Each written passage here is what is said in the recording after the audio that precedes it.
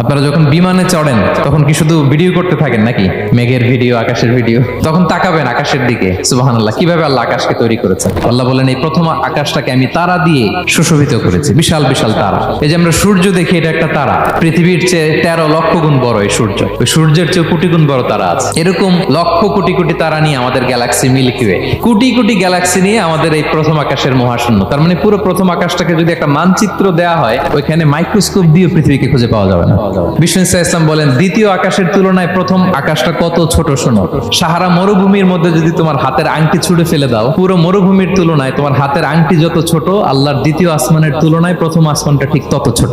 আবার তৃতীয় আসমানের তুলনায় দ্বিতীয় আসমানটা ঠিক ওই রকম। এইভাবে 7 আসমান, এরপরে আল্লাহর কুরসি, যেখানে আল্লাহ তার কুদরতি পা রাখেন। তো 7 আসমানটা যত বড়, পুরো সাহারা মরুভূমির মধ্যে আংটি ফেলে দিলে মরুভূমির তুলনায় আংটি যত ছোট, আল্লাহর কুরসির তুলনায় পুরো 7 আসমানটা ঠিক তত ছোট।